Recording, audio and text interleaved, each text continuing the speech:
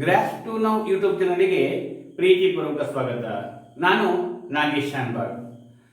6ನೇ ತರಗತಿಯ ಗಣಿತ ಸಂಖ್ಯೆಗಳೊಂದಿಗೆ ಆಟ ಅನ್ನುವ ಅಧ್ಯಾಯದಲ್ಲಿ ಅಭ್ಯಾಸ 3.2 ತಿಳ್ಕೊಳ್ಳೋಣ.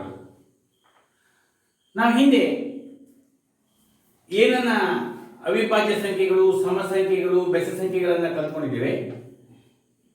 ಹಾಗೆ ಅಪವರ್ತನಗಳು, ಅಪವರ್ತ್ಯಗಳನ್ನು ತಿಳ್ಕೊಂಡಿದ್ದೇವೆ. ಅವುಗಳ ಆಧಾರದಲ್ಲಿ ಈ ಅಭ್ಯಾಸವನ್ನು ನಾವು ಮಾಡಬೇಕು.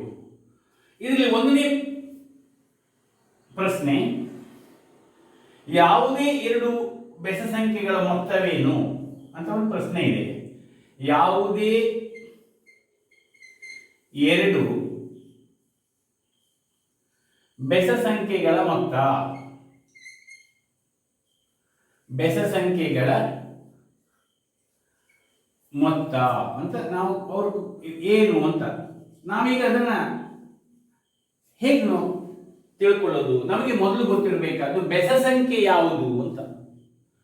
ಬೆಸ ಸಂಖ್ಯೆ ಯಾವುದು? 1, 2 ಅಲ್ಲ, 1, 3 ಇದೆಲ್ಲ ನಾವು 1, 2, 3, 4, 5 ಸ್ವಾಭಾವಿಕ ಸಂಖ್ಯೆ ಅಂತ ಹೇಳ್ತಾ ಇದ್ದೆವು. ಅವುಗಳಲ್ಲಿ 2ರ ಭಾಜ್ಯತೆಯನ್ನು ಹೊಂದಿರದ ಸಂಖ್ಯೆಗಳು, 2ರ ಭಾಜ್ಯವಲ್ಲದ ಸಂಖ್ಯೆಗಳನ್ನ ಏನು ಬೆಸ ಸಂಖ್ಯೆಗಳು ಅಂತ ಕರೀತೇವೆ. ಅಂದ್ರೆ 1, 3, 5, 7, 9, 11, 13, 15, 17 ಇವೆಲ್ಲ ಸಂಖ್ಯೆಗಳು 2ರ ಭಾಜ್ಯತೆಯನ್ನು ಹೊಂದಿಲ್ಲ. ಆದ್ದರಿಂದ ಅವೆಲ್ಲ ಇಂಥ ಬೆಸ ಸಂಖ್ಯೆಗಳು ಅಂತ ನಾವು ತಿಳ್ಕೊಂಡಿದ್ದೇವೆ.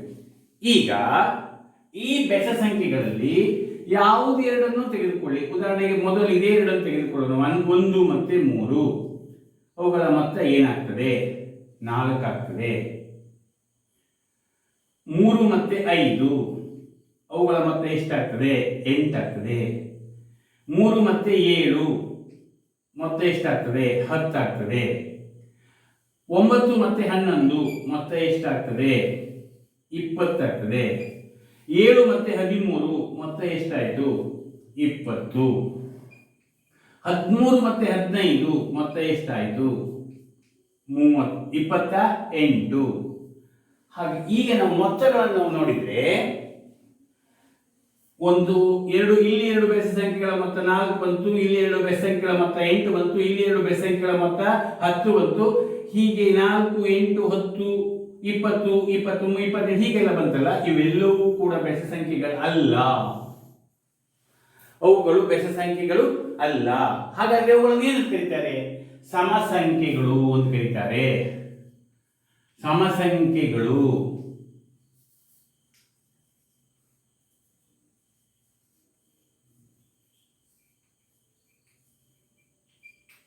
ಎರಡು ಬೆಸ ಸಂಖ್ಯೆಗಳ ಮೊತ್ತ ಸಮ ಸಂಖ್ಯೆಯಾಗಿರುತ್ತದೆ. ಏನಾಗಿರುತ್ತದೆ? ಸಮ ಸಂಖ್ಯೆ ಆಗಿರುತ್ತದೆ.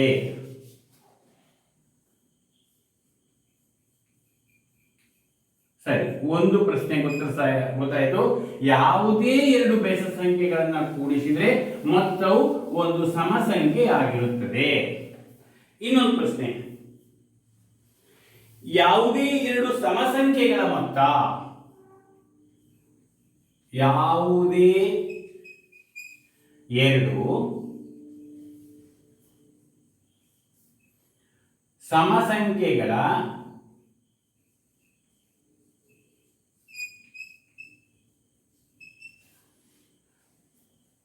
ಮೊತ್ತವೇನು?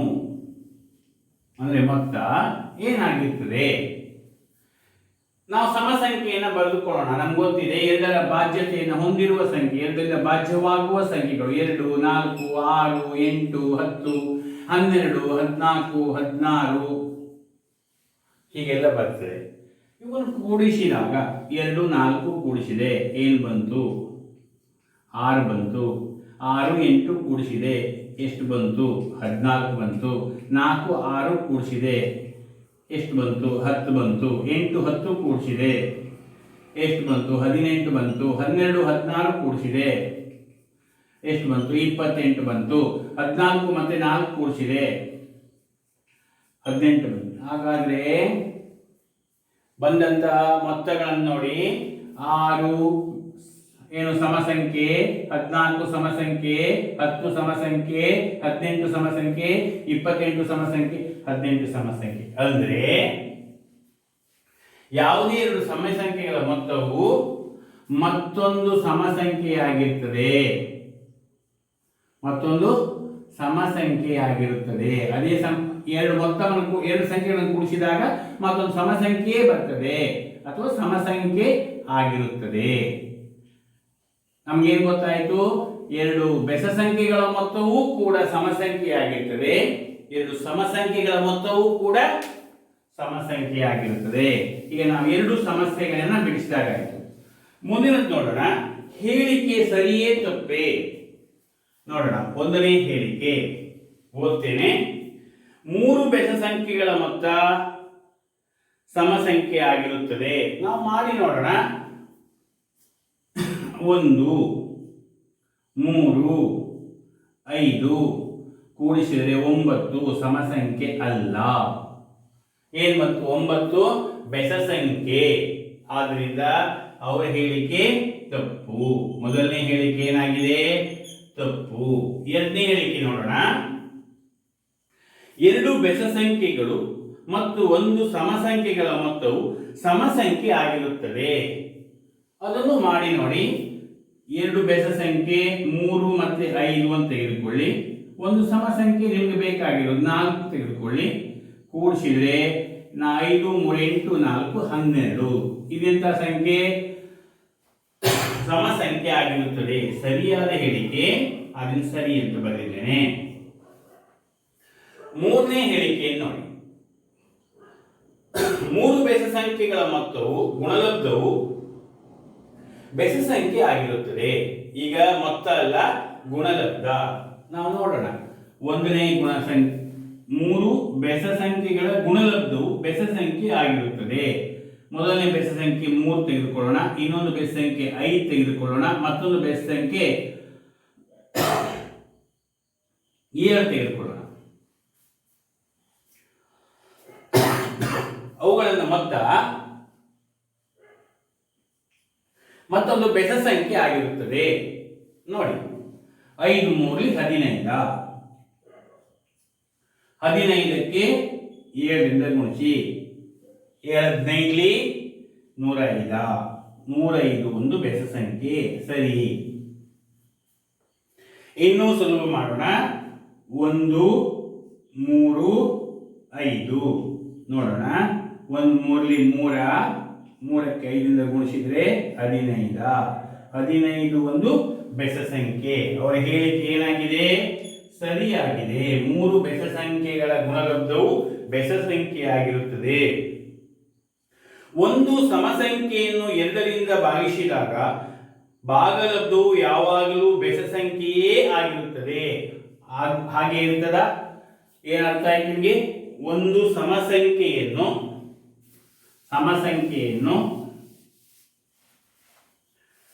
2ರಿಂದ ಭಾಗಿಸೋಣ.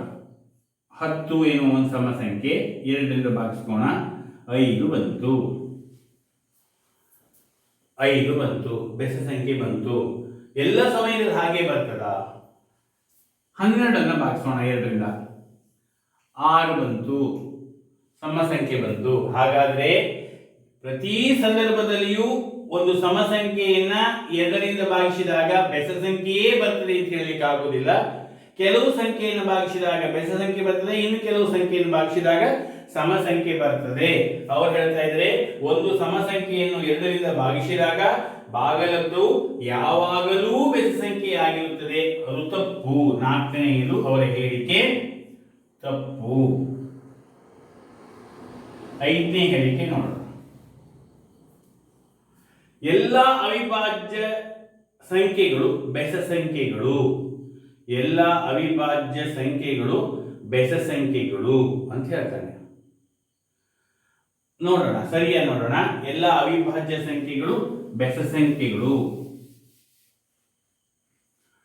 1 2 1 2 ಯಾವುದೆಲ್ಲ ನಾವು ಅವಿಭಾಜ್ಯ ಸಂಖ್ಯೆ ಅಂತ ಹೇಳಿದ್ದೇವೆ ಹಿಂದೆ ಅವುಗಳನ್ನೆಲ್ಲ ಪಟ್ಟಿ ಮಾಡೋಣ. 1 ಅನ್ನೋದು ಅವಿಭಾಜ್ಯ ಸಂಖ್ಯೆ ಅಲ್ಲ, ಯಾಕೆಂದ್ರೆ ಅದು ಭಾಜ್ಯವೂ ಅಲ್ಲ ಅವಿಭಾಜ್ಯವೂ ಅಲ್ಲ. ಆದ್ದರಿಂದ 1 ಅವಿಭಾಜ್ಯ ಸಂಖ್ಯೆ ಅಲ್ಲ. 2 3 5 7 11 13 ಹೀಗೆ ಬರಿತಾ ಹೋದ್ರೆ 17 19 23. ನಾವು 100ರವರೆಗಿನ ಅವಿಭಾಜ್ಯ ಸಂಖ್ಯೆಯನ್ನು ಪಟ್ಟಿ ಮಾಡಿದ್ದೇವೆ. ಇಲ್ಲೇನ್ ಹೇಳ್ತಾ ಇದ್ದೇನೆ, ಎಲ್ಲಾ ಅವಿಭಾಜ್ಯ ಸಂಖ್ಯೆಗಳು ಬೆಸ ಸಂಖ್ಯೆಗಳು ಅಲ್ಲ. 2 ಅನ್ನೋದು ಬೆಸ ಸಂಖ್ಯೆ ಅಲ್ಲ. ಆದ್ದರಿಂದ ಅವರ ಹೇಳಿಕೆ ಏನಾಗಿದೆ? ತಪ್ಪು. ಅವರ ಹೇಳಿಕೆ ತಪ್ಪು. 2 ಒಂದು ಭಾಜ್ಯ ಸಂಖ್ಯೆ, ಅದು ಸಮ ಸಂಖ್ಯೆ, ಮತ್ತೆಲ್ಲವೂ ಬೆಸ ಸಂಖ್ಯೆಗಳು. ಸರಿ. ಇನ್ನು ಅವಿಭಾಜ್ಯ ಸಂಖ್ಯೆಗಳಿಗೆ ಅಪವರ್ತನಗಳು ಇರುವುದಿಲ್ಲ. ನಾವು ಅಪವರ್ತನ ತಿಳ್ಕೊಂಡಿದ್ದೇವೆ, ಪ್ರತಿಯೊಂದು ಸಂಖ್ಯೆಗೂ ಅಪವರ್ತನ ಇರ್ತದೆ. 1 ಮತ್ತೆ ಅದೇ ಸಂಖ್ಯೆ ಅಂದ್ರೆ 1 ಮತ್ತೆ 2 ಎರಡರ ಅಪವರ್ತನ, 3ರ ಅಪವರ್ತನ 1 ಮತ್ತೆ 3 ಅಪವರ್ತನ, ಹಾಗೆ 5ಕ್ಕೆ 1 ಮತ್ತೆ 5 ಅಪವರ್ತನ. ಹಾಗಾದ್ರೆ ಅವಿಭಾಜ್ಯ ಸಂಖ್ಯೆಗಳಿಗೆ ಅಪವರ್ತನ ಇರುವುದಿಲ್ಲ ಅನ್ನೋದು ತಪ್ಪು. ಅಪವರ್ತನ ಇರ್ತದೆ, 2 ಅಪವರ್ತನಗಳು ಮಾತ್ರ ಇರ್ತವೆ. 2 ಅವಿಭಾಜ್ಯ ಸಂಖ್ಯೆಗಳ ಮೊತ್ತವು ಯಾವಾಗಲೂ ಸಮಸಂಖ್ಯೆ ಆಗಿರುತ್ತದೆ. ನೋಡಿ, ಇದೆರಡನ್ನು ಕೂಡಿಸಿ ನೋಡಿ 8, ಇದೆರಡನ್ನು ಕೂಡಿಸಿ ನೋಡಿ 12, ಇದೆರಡನ್ನು ಕೂಡಿಸಿ ನೋಡಿ 18, ಇದೆರಡನ್ನು ಕೂಡಿಸಿ ನೋಡಿ 24, ಇದೆರಡನ್ನು ಕೂಡಿಸಿ ನೋಡಿ 30. ಹಾಗಾದ್ರೆ ಸರಿ, 2 ಅವಿಭಾಜ್ಯ ಸಂಖ್ಯೆಗಳ ಮೊತ್ತವು ಏನಾಗಿರ್ತದೆ? ಯಾವಾಗಲೂ ಸಮಸಂಖ್ಯೆ ಆಗಿರುತ್ತದೆ. ಆದರೆ ಈ ಹೇಳಿಕೆಯನ್ನು ನಾವು ಸರಿ ಅಂತ ಹೇಳ್ತೇವೆ, ಇಲ್ಲಿ ಮಾತ್ರ ಆಗೋದಿಲ್ಲ. 2 ಮತ್ತೆ 3 ಕೂಡಿಸಿದ್ರೆ 5 ಬರ್ತದೆ. ಅದು ಸಮಸಂಖ್ಯೆ ಅಲ್ಲ, ಅದು ಬೆಸ ಸಂಖ್ಯೆ. ಆದ್ದರಿಂದ ಏಳನೇ ಹೇಳಿಕೆಯು ಕೂಡ ತಪ್ಪು.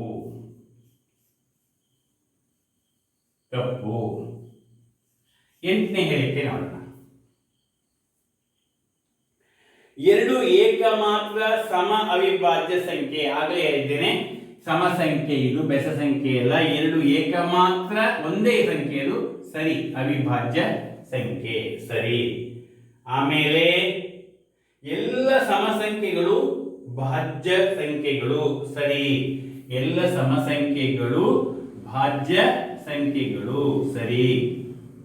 ಯಾಕೆಂದ್ರೆ ಅದು 2ರಿಂದ ಭಾಗವಾಗುವುದರಲ್ಲೇ ಅದನ್ನ ಏನು ನಾವು ಸಮಸಂಖ್ಯೆ ಅಂತ ಹೇಳ್ತಾ ಹೋಗಿದ್ದೇವೆ, ಭಾಗವಾಗ್ತದೆ ಅಂತ. ಅದರಿಂದ ಅದೆಲ್ಲ ಭಾಜ್ಯ ಸಂಖ್ಯೆ. ನೆಕ್ಸ್ಟ್, 2 ಸಮಸಂಖ್ಯೆಗಳ ಗುಣಲಬ್ಧವು ಯಾವಾಗಲೂ ಸಮಸಂಖ್ಯೆಯೇ ಆಗಿರುತ್ತದೆ. 2 ಸಮಸಂಖ್ಯೆ 2 4 8, 5 ಆಗ್ಲಿ 5 ಬರುವುದಿಲ್ಲ, 4 ಆಗ್ಲಿ 24. 2 ಸಮಸಂಖ್ಯೆ ಆಗಬೇಕು. 8 4 32,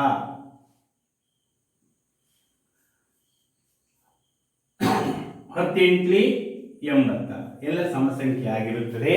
2 ಸಮಸಂಖ್ಯೆಗಳ ಗುಣಲಬ್ಧವು ಸಮಸಂಖ್ಯೆಯೇ ಆಗಿರುತ್ತದೆ ಸರಿ.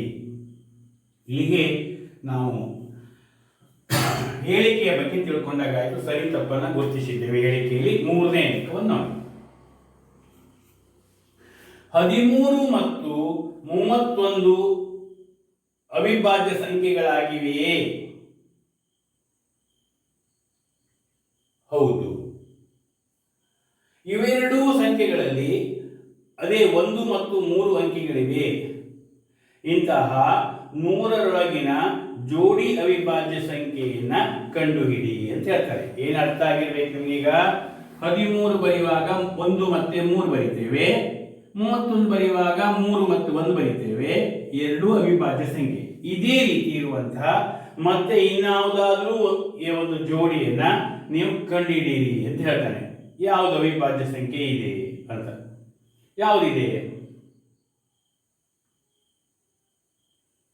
ಯಾವುದಾದ್ರೂ ಇದೆಯಾ ಅಂತ ಹುಡುಕಿ ನೋಡಬೇಕು. ಇದೆ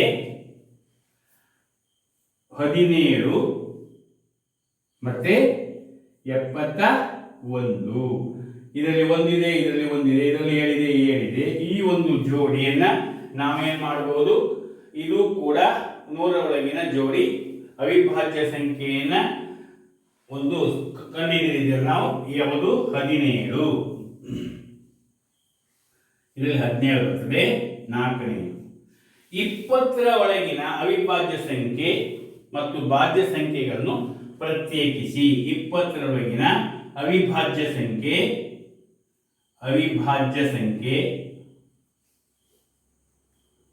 ಮತ್ತು ಭಾಜ್ಯ ಸಂಖ್ಯೆ ಪ್ರತ್ಯೇಕ ಮಾಡಿ ಅಂತ ಹೇಳ್ತೇನೆ. ಭಾಜ್ಯ ಸಂಖ್ಯೆನ ಪ್ರತ್ಯೇಕ ಮಾಡಬೇಕು. ಮೊದಲು 2 ಭಾಜ್ಯ ಸಂಖ್ಯೆ ಅಲ್ಲ, 4, ಆಮೇಲೆ 6, 8, 9, 12, 14, 15, 16, 18, 20. 20ರ ಒಳಗಿನ ಹೇಳಿದ್ದು ಅದನ್ನು ನಾವು 20 ಹಾಕಿದ್ದೇವೆ. 20ರ ಒಳಗೆ ಇರುವಂತಹ ಅವಿಭಾಜ್ಯ ಸಂಖ್ಯೆ ಭಾಜ್ಯ ಸಂಖ್ಯೆಗಳು. ಹಾಗಾದ್ರೆ ಇಲ್ಲಿ ಮಾತ್ರ 1 ಬರೀಬಾರ್ದು. 1 ಅವಿಭಾಜ್ಯ ಭಾಜ್ಯವೂ ಅಲ್ಲ ಅವಿಭಾಜ್ಯವೂ ಅಲ್ಲ. 2, 3, 4 ಇಲ್ಲಿ ಬಂತು. 5 ಅವಿಭಾಜ್ಯ ಸಂಖ್ಯೆ, 6, 7 ಅವಿಭಾಜ್ಯ ಸಂಖ್ಯೆ, 8, 9, ಇಲ್ಲೊಂದು ಮತ್ತೊಂದು ಬಿಟ್ಟು ಹೋಗಿದೆ, 10 ಆಗಬೇಕು. 11, 12, 13 ಅವಿಭಾಜ್ಯ ಸಂಖ್ಯೆ, 14, 15, 16, 17 ಅವಿಭಾಜ್ಯ ಸಂಖ್ಯೆ, 18, 19 ಅವಿಭಾಜ್ಯ ಸಂಖ್ಯೆ. ನಾವು ಇದನ್ನ ಪಟ್ಟಿ ಮಾಡಬೇಕು, ಬೇರೆ ಬೇರೆಯಾಗಿ ಪಟ್ಟಿ ಮಾಡಬೇಕು. ಈಗ ನಾವು ನೋಡಬೇಕು 1 ರಿಂದ 10ರ ನಡುವಿನ ಅತ್ಯಂತ ದೊಡ್ಡ ಅವಿಭಾಜ್ಯ ಸಂಖ್ಯೆ.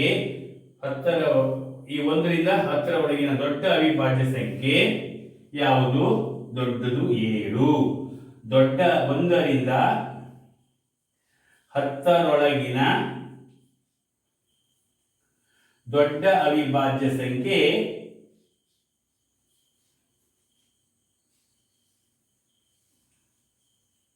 ಸಂಖ್ಯೆ 7. ಯಾವುದು? 7. ಈಗ ಮುಂದೆ ನೋಡೋಣ. ಮುಂದೆ ನೀಡಿರುವ ಸಂಖ್ಯೆಗಳನ್ನು 2 ಬೆಸ ಅವಿಭಾಜ್ಯ ಸಂಖ್ಯೆಗಳ ಮೊತ್ತವಾಗಿ ಬರೆಯಿರಿ. ಏನಾಗಬೇಕು? 44 ಆಗಬೇಕು. ಇದು 2 ಸಂಖ್ಯೆಗಳ ಮೊತ್ತ ಆಗಬೇಕು. ಅವುಗಳು 2 ಸಂಖ್ಯೆಗಳು ಅವಿಭಾಜ್ಯ ಸಂಖ್ಯೆಗಳಾಗಿರಬೇಕು. ಏನು ಬರೀಬಹುದು? ಯಾವುದು ಬರ್ತದೆ ನಾವು ನೋಡಬೇಕಾಗತ್ತೆ. ಒಂದು 44 ಬರಬೇಕಾದ್ರೆ 31 ಬರೀಬಹುದು, 13 ಬರೀಬಹುದು. 2 ಬೆಸ ಅವಿಭಾಜ್ಯ ಸಂಖ್ಯೆಗಳು. ಹಾಗೆ 36 ಬರಬೇಕಾದ್ರೆ ಯಾವ್ದು ಬರೀಬಹುದು? ನಾವು ಅದನ್ನ ಯೋಚನೆ ಮಾಡಬೇಕು. ಮೊದಲು ಇವುಗಳಿಗೆ 2 ಸಂಖ್ಯೆಯನ್ನು ಕಂಡುಹಿಡಿಯಬೇಕು. ಯಾವ್ದು ಬರ್ತದೆ ಅಂತ. 1, 5 ಬಂದ್ರೆ ಬರ್ತದೆ. 1, 5 ಬಂದ್ರೆ ಆಗ್ತದೆ. 31 ಮತ್ತೆ 5 36. ಹಾಗೆ ಇನ್ನು 24 ಬರಬೇಕಾದ್ರೆ 1 ಬರಬೇಕು, 3 ಬರಬೇಕು. ಹಾಗಾದ್ರೆ 23, 1, 24 ಅವಿಭಾಜ್ಯ ಸಂಖ್ಯೆ. 1 ಅವಿಭಾಜ್ಯ ಸಂಖ್ಯೆ ಅಲ್ಲ. ಆದ್ರಿಂದ 23 ಹಾಕ್ಲಿಕ್ಕೆ ಆಗೋದಿಲ್ಲ. ಏನ್ ಮಾಡ್ಬೋದು? 11, 13. 11 ಮತ್ತೆ 13, 18 ಆಗಬೇಕು. ಏನ್ ಮಾಡ್ಬೋದು? 8 ಬರಬೇಕು. 8 ಬರಬೇಕಾದ್ರೆ 5 ಅವಿಭಾಜ್ಯ ಸಂಖ್ಯೆ, 13 ಅವಿಭಾಜ್ಯ ಸಂಖ್ಯೆ, 18. ನಾವು ಹೀಗೆ 2 ಬೆಸ ಸಂಖ್ಯೆಗಳ ಮೊತ್ತವಾಗಿ ನಾವು ಬರೀಬೇಕು. ವ್ಯತ್ಯಾಸ ವ್ಯತ್ಯಾಸ 2 ಇರುವ 3 ಜೊತೆ ಅವಿಭಾಜ್ಯ ಸಂಖ್ಯೆಗಳನ್ನು ಬರೆಯಿರಿ. ವ್ಯತ್ಯಾಸ 2 ಬರಬೇಕು. ವ್ಯತ್ಯಾಸ ಅಂದ್ರೆ ಏನು? ಅವುಗಳ ನಡುವಿನ ಅಂತರ. ಉದಾಹರಣೆಗೆ 5 ಮತ್ತೆ 3, ಅವುಗಳ ನಡುವೆ ಅಂತರ ಎಷ್ಟುಂಟು? 2. ಆಮೇಲೆ 7 ಮತ್ತೆ 5, ಇವುಗಳ ನಡುವೆ ಅಂತರ ಎಷ್ಟುಂಟು? 7. ಆಮೇಲೆ 9 ಮತ್ತೆ 7, ಅಂತರ ಎಷ್ಟುಂಟು? 2. 3 ಜೊತೆ ಮಾತ್ರ ಹೇಳಿದರೆ ನಾವು 3 ಜೊತೆ ಬರೆದಿದ್ದೇವೆ. ಇನ್ನು ಬರೀಬಹುದು 11 ಮತ್ತೆ 9 ಆಗ್ತದೆ 2. 13 ಮತ್ತೆ 11 ಆಗ್ತದೆ 2. ಹಾಗೆ ನಾವು ಅಂತರ 2 ಇರುವುದನ್ನ ಕಂಡುಹಿಡಿಯಲಿಕ್ಕೆ ಹೇಳ್ತಾರೆ. ಇವುಗಳನ್ನ ಅವಳಿ ಸಂಖ್ಯೆಗಳು ಅಂತ ಕರೀತಾರೆ. ಈ ಸಂಖ್ಯೆಗಳನ್ನ ಅವಳಿ ಅವಿಭಾಜ್ಯ ಸಂಖ್ಯೆಗಳು, ಅವಳಿ ಅವಿಭಾಜ್ಯ ಸಂಖ್ಯೆಗಳು ಎಂದು ಕರೆಯುತ್ತಾರೆ. ಕೆಳಗಿನವುಗಳಲ್ಲಿ ಯಾವು ಅವಿಭಾಜ್ಯ ಸಂಖ್ಯೆ ಆಗಿದೆ? 23 ಅವಿಭಾಜ್ಯ ಸಂಖ್ಯೆ, 51 ಅವಿಭಾಜ್ಯ ಸಂಖ್ಯೆ, ಹೌದಾ? 51 ಅವಿಭಾಜ್ಯ ಸಂಖ್ಯೆ ಅಲ್ಲ. ಇನ್ನು 37 ಅವಿಭಾಜ್ಯ ಸಂಖ್ಯೆ, 37 ಅವಿಭಾಜ್ಯ ಸಂಖ್ಯೆ, 26 ಅವಿಭಾಜ್ಯ ಸಂಖ್ಯೆ ಅಲ್ಲ.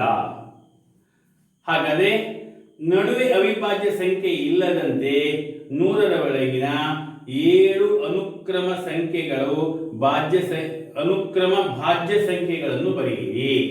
ನಾವು ಇದನ್ನೆಲ್ಲ ಮಾಡ್ಲಿಕ್ಕೆ ಅಷ್ಟೇ ಏನಿಲ್ಲ. ಹಿಂದೆ ನಾವು ಅವಿಭಾಜ್ಯ ಸಂಖ್ಯೆಗಳ ಕೋಷ್ಟಕ ಮಾಡಿದ್ದೇವೆ.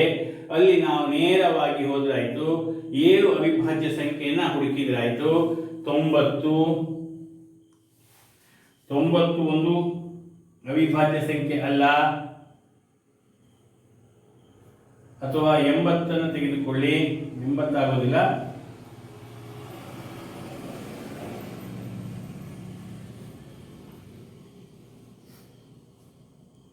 90, 91, 92, 93, 94, 95, 96 ಇವುಗಳು 100ರ ಒಳಗಿನ ಏನು 7 ಅನುಕ್ರಮ ಭಾಜ್ಯ ಸಂಖ್ಯೆಗಳಾಗಿರ್ತವೆ.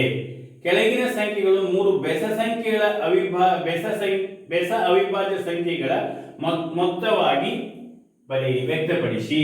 3 ಬೆಸ ಸಂಖ್ಯೆ ಆಗಬೇಕು. 21 3 ಬೆಸ ಅವಿಭಾಜ್ಯ ಸಂಖ್ಯೆಗಳು. ಈಗ ನಾವು ಅದನ್ನ ಯೋಚನೆ ಮಾಡಬೇಕಾಗುತ್ತೆ. ಯಾವುದೆಲ್ಲ ಕೂಡಿಸಿದ್ರೆ 21 ಬರ್ತದೆ. ಈಗ ಏನು 2 ಹಾಕಬಾರ್ದು, ಅದು ಬೆಸ ಸಂಖ್ಯೆ ಅಲ್ಲ, ಸಮ ಸಂಖ್ಯೆ. ಅದರಿಂದ ಏನು ಹಾಕ್ಬೋದು? 7 ಹಾಕ್ಬೋದು, 11 ಹಾಕ್ಬೋದು. ಆಮೇಲೆ 7, 11, 18 ಆಯಿತು. 18 3 21, 3 21 ನೋಡಿ. 3 ಬೆಸ ಸಂಖ್ಯೆಗಳು, ಬೆಸ ಅವಿಭಾಜ್ಯ ಸಂಖ್ಯೆಗಳು. ಕೇವಲ ಬೆಸ ಸಂಖ್ಯೆಗಳಲ್ಲ, ಬೆಸ ಅವಿಭಾಜ್ಯ ಸಂಖ್ಯೆಗಳು. ಹಾಗೆ 31 17 ತೆಗೆದುಕೊಳ್ಳಿ, 11 ತೆಗೆದುಕೊಳ್ಳಿ, ಆಮೇಲೆ 3. ಯಾಕೆಂದ್ರೆ ಇದಕ್ಕಿಂತ 10 ಜಾಸ್ತಿ ಇದೆ, ಇದನ್ನೇ ಈಗ 10 ಜಾಸ್ತಿ ಮಾಡಿಬಿಟ್ಟೆ. ಆಗ ನಮ್ಗೆ ಎಷ್ಟು ಬಂತು? 31. 53 ನಾವು ಏನ್ ತೆಗೆದುಕೊಳ್ಳಬಹುದು? 17, 19 ಎಷ್ಟು ಬಂತು? 36. 19, 36. 36 ಆದ್ಮೇಲೆ ಎಷ್ಟು ಉಳಿತು? ಇನ್ನು 36, 40, 17. ಪುನಃ 17 ಹಾಕ್ಲಿಕ್ಕೆ ಆಗೋದಿಲ್ಲ. ಆದ್ರಿಂದ ಈ ಸಂಖ್ಯೆಗಳನ್ನ ಬದಲು ಮಾಡಬೇಕಾಗತ್ತೆ. 11 ತೆಗೆದುಕೊಳ್ಳೋಣ. 11, 19, 30 ಆಯಿತು. ಇಲ್ಲಿ 23 ತೆಗೆದುಕೊಳ್ಳೋಣ. 23 ಕೂಡಿಸ್ಬೇಕು. ನಾವು ಯೋಚನೆ ಮಾಡಬೇಕು, ಸುಮ್ಮನೆ ಬರೆಯೋದಿಲ್ಲ. ಬರೆದಾಗ ನಮಗೆ ಗೊತ್ತಾಗ್ತದೆ ಯಾವುದು ಹೇಗಾಗ್ತದೆ. 10, 10, 20, 9, 10, 30 ಆಯಿತು. 30, 23, 53. ಹಾಗೆ 61 ನೀವು ಮಾಡ್ತೀರಲ್ವಾ? ನೀವೇ ಅದನ್ನ ಕಂಡುಹಿಡಿಯಿರಿ. 61 ಯಾವ ಜೋಡಿ ಇರುತ್ತದೆ? 3 ಜೋಡಿ ಅಂತ. ಇನ್ನು ಮೊತ್ತ 5ರಿಂದ ಭಾಗವಾಗುವ ಮೊತ್ತವು 5ರಿಂದ ಭಾಗವಾಗುವ 20ರ ಒಳಗಿನ 5 ಜೊತೆ ಅವಿಭಾಜ್ಯ ಸಂಖ್ಯೆಯನ್ನು ಕಂಡುಹಿಡಿಯಿರಿ. ಮೊತ್ತ 5ರಿಂದ ಭಾಗವಾಗಬೇಕು ಅಂದ್ರೆ ಎಷ್ಟು ಬರಬೇಕು? ಮೊತ್ತ 15 ಬರಬೇಕು, 10 ಬರಬೇಕು, 5 ಬರಬೇಕು, ಆದರೆ 20 ಬರಬೇಕು. ಹೀಗೆ ಆ ರೀತಿಯಲ್ಲಿ ಬರಬೇಕು. 25 ಬರಬೇಕು, 30 ಬರಬೇಕು, ಬಿಟ್ಟರೆ ಬೇರೆ ಯಾವ ಸಂಖ್ಯೆ ಬರಬಾರ್ದು. ಈಗ ಮೊತ್ತ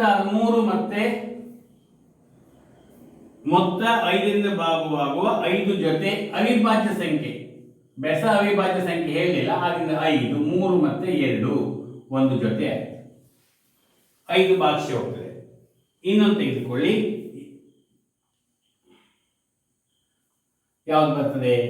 7 ಮತ್ತೆ 13 ತೆಗೆದುಕೊಳ್ಳಿ, 20 ಬಂತು. 20 5ರಿಂದ ಭಾಗಿಸಿ ಹೋಗ್ತದೆ. ಇನ್ಯಾವ್ದು ಬರ್ತದೆ? 17 ಮತ್ತೆ 3 ತೆಗೆದುಕೊಳ್ಳಿ, 20, ಅದು ಕೂಡ 5ರಿಂದ ಭಾಗವಾಗ್ತದೆ. ಇನ್ಯಾವ್ದು ಸಿಗ್ತದೆ?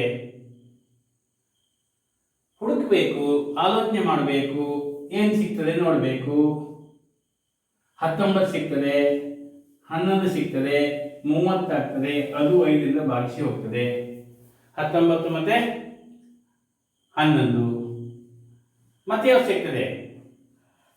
ನಾವು ಅದನ್ನ ಹುಡುಕ್ತಾ ಹೋದ್ರೆ ಅದನ್ನ ಕಂಡುಹಿಡ್ಲಿಕ್ಕೆ ಆಗ್ತದೆ. ಏನು ಕಷ್ಟ ಇಲ್ಲ, ಹುಡುಕ್ತಾ ಹೋಗ್ಬೇಕು, ಆಲೋಚನೆ ಮಾಡಬೇಕು. 3 ಮತ್ತೆ 5 ಒಂದು ಬೆಸ ಸಂಖ್ಯೆ. 5ಕ್ಕೆ 15 ಕೂಡಿಸಿದ್ರೆ 20 ಆಗ್ತದೆ. 5ಕ್ಕೆ 10 ಕೂಡಿಸಿದ್ರೆ ಆದರೆ ಆಗೋದಿಲ್ಲ. ನಮ್ದು 10, 15 ಯಾವುದು ಅವಿಭಾಜ್ಯ ಸಂಖ್ಯೆ ಆಗೋದಿಲ್ಲ. ಅದರಿಂದ 5 ಬಿಟ್ಟು ಬಿಡಬೇಕಾಗುತ್ತೆ. ನಾವು 7 ತೆಗೆದುಕೊಂಡ್ರೆ 7ಕ್ಕೆ 13 ಕೂಡಿಸಿದ್ರೆ 20 ಬಂತು. 7ಕ್ಕೆ 18 ಕೂಡಿಸೋಣ. 18 ಬೆಸ ಸಂಖ್ಯೆ ಅಲ್ಲ. ಆಮೇಲೆ 7 ಆದ್ಮೇಲೆ 8 ಅಲ್ಲ, 9 ಅಲ್ಲ, 10 ಅಲ್ಲ, 11 ನೋಡೋಣ. 11ಕ್ಕೆ 4 ಕೂಡಿಸಿದ್ರೆ 15 ಆಗ್ತದೆ, ಆದರೆ 15 4 ಬೆಸ ಸಂಖ್ಯೆ ಅಲ್ಲ. 11ಕ್ಕೆ 5 ಕೂಡಿಸಿದ್ರೆ 16 ಆಗ್ತದೆ, ಅದು ಅಲ್ಲ. 11ಕ್ಕೆ 7 18 ಅದು ಆಗೋದಿಲ್ಲ. 11ಕ್ಕೆ ಯಾವುದು 13 ಕೂಡಿಸಿದ್ರೆ 24 ಆಗ್ತದೆ, ಆಗೋದಿಲ್ಲ. 11ಕ್ಕೆ 17 ಕೂಡಿಸಿದ್ರೆ 28 ಆಗ್ತದೆ, ಆಗೋದಿಲ್ಲ. 11ಕ್ಕೆ 19 ಕೂಡಿಸಿದ್ರೆ 30 ಆಯ್ತು, ಅದು ಮುಗೀತು. 13 ನೋಡೋಣ. 13ಕ್ಕೆ 2 ಕೂಡಿಸಿದ್ರೆ 15 ಆಗ್ತದೆ. 13ಕ್ಕೆ 2 ಕೂಡಿಸಿದ್ರೆ 15 ಆಗ್ತದೆ. ಇದು ಹೀಗೆ ನಾವು ಕಂಡುಹಿಡಿಬೇಕಾಗ್ತದೆ. ಯೋಚನೆ ಮಾಡಿ 5 ಜೊತೆ ಅವಿಭಾಜ್ಯ ಸಂಖ್ಯೆಗಳ ಜೋಡಿಯನ್ನ ಕಂಡುಹಿಡಿದಿದ್ದೇವೆ. ಇನ್ನು ಅವರೇ ಒಂದು ಉದಾಹರಣೆ ಕೊಟ್ಟಿದ್ದಾರೆ. 3 ಮತ್ತೆ 7 ಅಂತ ನಾವು ಬರೀಲೇ ಇಲ್ಲ. 3 ಮತ್ತೆ 7 ಬಿಟ್ಟ ಸಂಖ್ಯೆ ಸ್ಥಳಗಳನ್ನು ತುಂಬಿ ಕೇವಲ 2 ಅಪವರ್ತನಗಳನ್ನು ಹೊಂದಿರುವ ಸಂಖ್ಯೆಗಳನ್ನು, ಎರಡೇ ಅಪವರ್ತನ ಇದ್ರೆ ಅವಿಭಾಜ್ಯ ಸಂಖ್ಯೆ ಎಂದು ಕರೆಯುತ್ತಾರೆ. ನಿಮ್ಗೆ ಗೊತ್ತಿದೆ, 2ಕ್ಕಿಂತ ಹೆಚ್ಚು ಅಪವರ್ತನಗಳನ್ನು ಹೊಂದಿರುವ ಸಂಖ್ಯೆಯನ್ನ, 2ಕ್ಕಿಂತ ಹೆಚ್ಚು ಅಪವರ್ತನಗಳನ್ನು ಹೊಂದಿರುವ ಸಂಖ್ಯೆಯನ್ನ ಭಾಜ್ಯ ಸಂಖ್ಯೆ ಅಂತ ಕರೀತಾರೆ. ಹಾಗೆ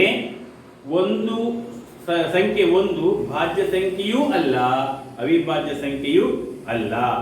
ಅತ್ಯಂತ ಚಿಕ್ಕ ಅವಿಭಾಜ್ಯ ಸಂಖ್ಯೆ 2, ಅದು ಅವಿಭಾಜ್ಯ ಸಂಖ್ಯೆ. ಸಮ ಸಂಖ್ಯೆ ಹೌದು, ಆದರೆ ಅದು ಅವಿಭಾಜ್ಯ ಸಂಖ್ಯೆ. ಅತ್ಯಂತ ಚಿಕ್ಕ ಭಾಜ್ಯ ಸಂಖ್ಯೆ 4. ಅತ್ಯಂತ ಚಿಕ್ಕ ಸಮ ಸಂಖ್ಯೆ ಅದು 2. 2 ಸಮ ಸಂಖ್ಯೆಯೂ ಹೌದು, ಹಾಗೆ ಅವಿಭಾಜ್ಯ ಸಂಖ್ಯೆಯೂ ಹೌದು. ಏಕೈಕ ಸಮ ಸಂಖ್ಯೆಯಾಗಿದ್ದು ಅವಿಭಾಜ್ಯ ಸಂಖ್ಯೆಯಾಗಿರುವಂಥದ್ದು ಒಂದೇ ಒಂದು ಸಂಖ್ಯೆ, ಅದು 2 ಅಂತ ಹೇಳ್ತಾ ಇಡೀ ಅಭ್ಯಾಸವನ್ನು ನಾವು ಇವತ್ತು ಅಧ್ಯಯನ ಮಾಡಿದ್ದೇವೆ. ಇಲ್ಲಿಗೆ ಅಭ್ಯಾಸವನ್ನು ಮುಕ್ತಾಯ ಮಾಡ್ತಾ ಇದ್ದೇನೆ. ನಿಮಗೆ ಈ ಅಭ್ಯಾಸವನ್ನು ನೀವು ಅಭ್ಯಾಸ ಪುಸ್ತಕದಲ್ಲಿ ಮಾಡಿ ಅಂತ ಹೇಳ್ತಾ ಇವತ್ತಿನ ಪಾಠವನ್ನು ಮುಗಿಸ್ತೇನೆ.